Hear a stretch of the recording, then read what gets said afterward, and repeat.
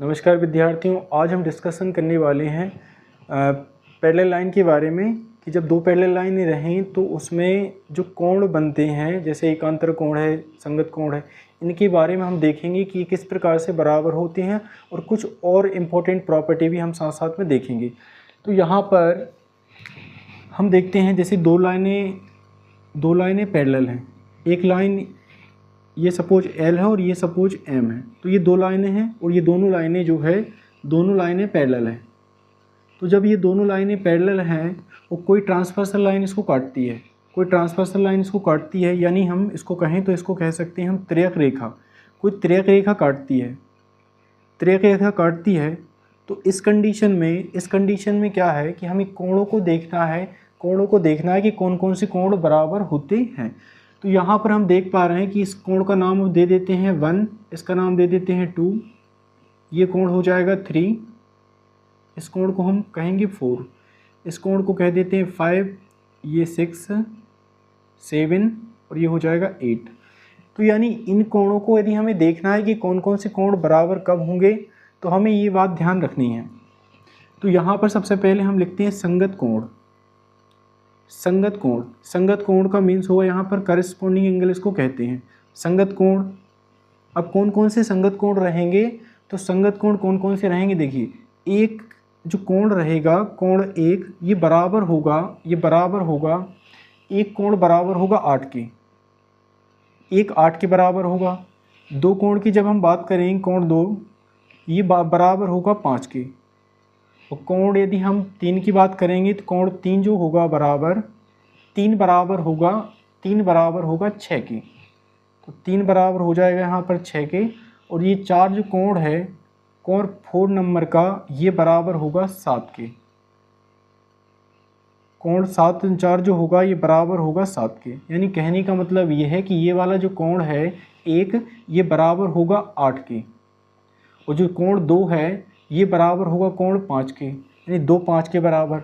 और कोण जो 3 है ये बराबर होगा 6 के, तो कोण 3 6 के बराबर है, और कोण 4 जो बराबर होगा वो होगा कोण 7 के। तो इस प्रकार से ये जो कोण है, ये जो है इनको हम संगत कोण कहते हैं, और ये कोण जो है आपस में बराबर होते हैं। इसी प्रकार से क्वेश्चन बनते हैं कि जैसे ही दो लाइनें पैरेलल हैं और ये एंगल सपोज आपको दिया गया है 50 डिग्री, और ये वाला कोण यदि हमसे पूछा जाता है कि ये वाला कोण कितना रहेगा, तो हम देख पा रहे हैं कि ये वाला जो कोण है, ये दोनों लाइनें पैरेलल हैं, और ये वाला जो कोण है ये 50 डिग्री है।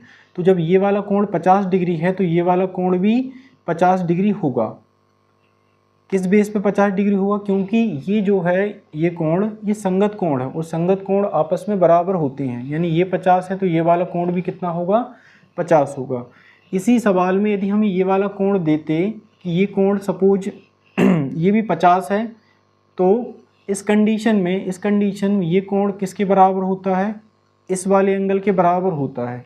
तो ये वाला एंगल भी कितना होगा, ये भी हो जाएगा 50 डिग्री। तो इस प्रकार से जो है संगत कोण हमें ध्यान रखने हैं, ये बराबर होते हैं। अब हम डिस्कशन करते हैं एकांतर कोण के बारे में।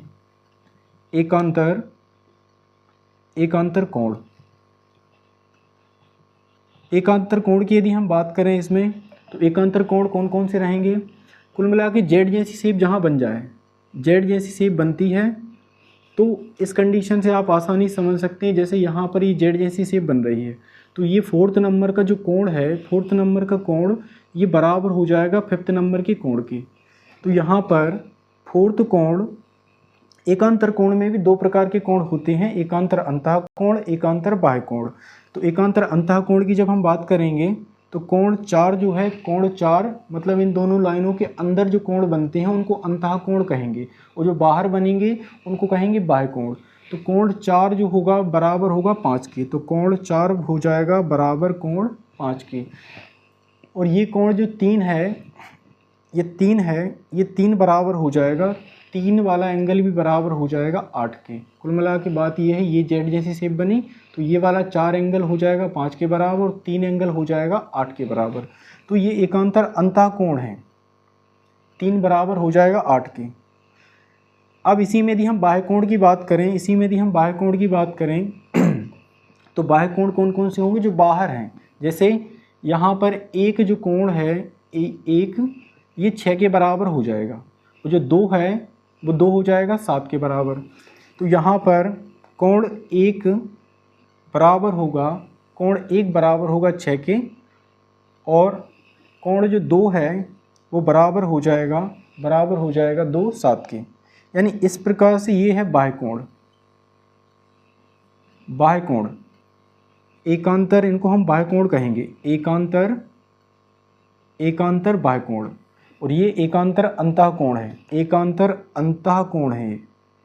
कोण। अब इससे रिलेटेड कुछ क्वेश्चन बनते हैं जो हम यहाँ पर देख रहे हैं इसके बारे में। जैसे दो पैरेलल लाइनें हैं ये, और ये ट्रांसवर्सल लाइन काटती है। तो एकांतर कोण से रिलेटेड क्वेश्चन कैसे बनते हैं, जैसे यहाँ पर ये वाला जो एंगल है, ये एंगल दे दिया है, सपोज हमको दे दिया ये वाला एंगल 80 डिग्री।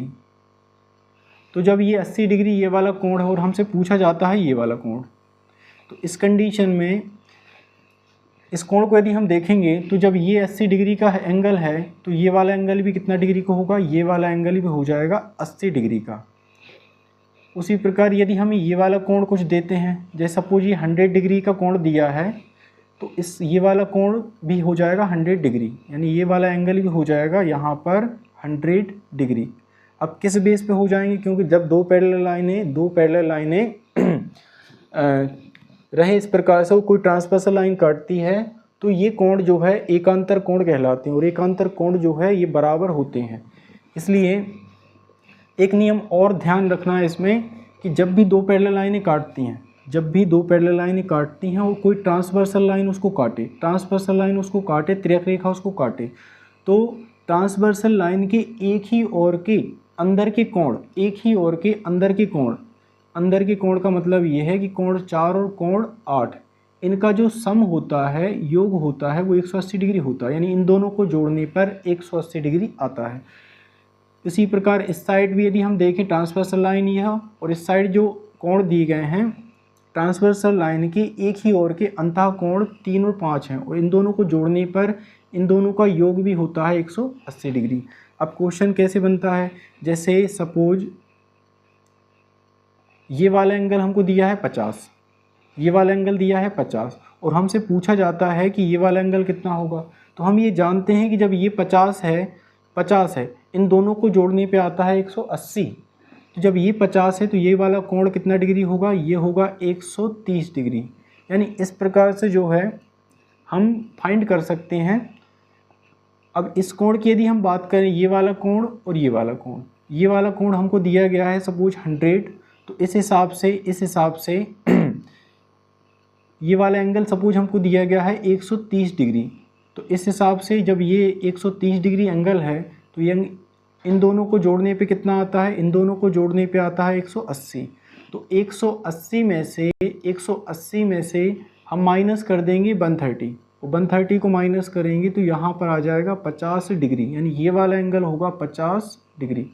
तो इस प्रकार से पैरेलल लाइन के बारे में हमने थोड़ा डिस्कशन किया है, संगत कोण के बारे में थोड़ा देखा हमने, और एकांतर कोण के कुछ नियम देखे हमने, कौन कौन से एंगल बराबर रहेंगे। एक नियम और ध्यान रखना है कि जब दो पैरेलल लाइन दो लाइनें काटती हैं एक दूसरे को काटेंगी, दो लाइनें इंटरसेक्ट करती हैं किसी पॉइंट पर, तो उनके आमने सामने के कोण जो होते हैं वो बराबर होते हैं, इनको शीर्षाभिमुख कोण कहते हैं। तो जैसे ये वाला एंगल सपोज आपको दे दिया है 50, तो सामने वाला कोण भी हो जाएगा 50।